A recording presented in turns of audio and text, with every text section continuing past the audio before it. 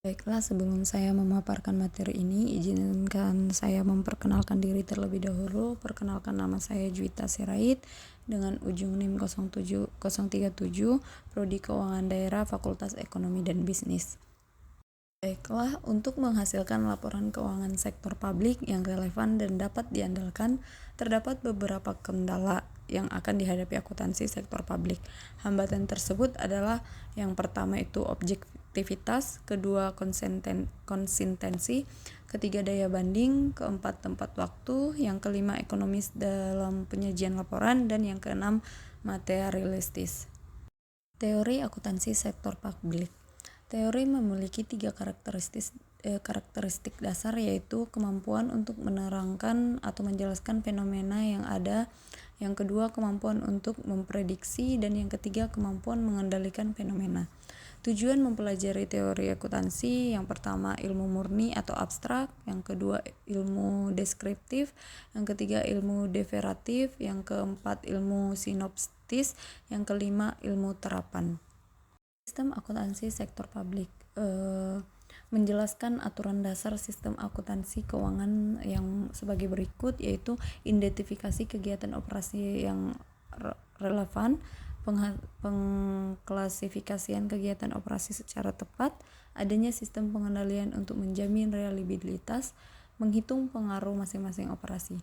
Standar akuntansi sektor publik. Standar akuntansi merupakan pedoman atau prinsip-prinsip yang mengatur perlakuan akuntansi dalam menyusun laporan keuangan untuk tujuan pelaporan kepada para pengguna laporan keuangan.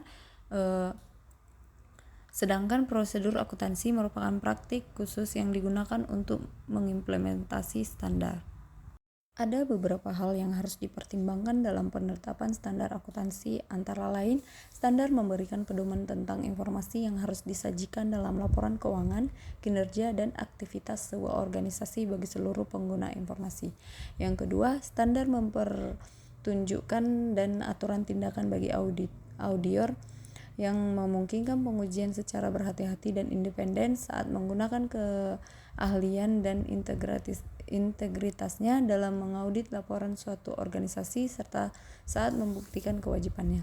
Yang ketiga, standar memberikan petunjuk tentang kumpulan data yang perlu disajikan yang berkaitan dengan berbagai variabel yang patut dipertimbangkan dalam bidang perpajakan, regulasi, perencanaan, serta regulasi ekonomi dan peningkatan efisiensi ekonomi serta tujuan sosial lainnya. Dan yang keempat, standar penghasilan prinsip dan teori yang penting bagi seluruh pihak yang berkepentingan dalam disiplin ilmu akuntansi. Terdapat beberapa teknik akuntansi keuangan yang diadopsi oleh sektor publik, yaitu akuntansi anggaran, akuntansi komitmen, dan akuntansi dana. Perbandingan antara akuntansi dana pada organisasi bisnis dengan organisasi sektor publik bisa kita lihat di PPT berikut ini. Ini ada penjelasannya, rumus-rumusnya. Basis dan sistem pencatatan akuntansi keuangan sektor publik. Yang pertama itu basis kas, yang kedua basis akrual, yang ketiga basis kas menuju akrual, transisi kas ke akrual, terus yang keempat tepat waktu. Baiklah, begitulah materi yang dapat saya paparkan untuk saat ini. Terima kasih. Jika ada kekurangan atau kesalahan saat bertutur kata, saya meminta maaf. Terima kasih.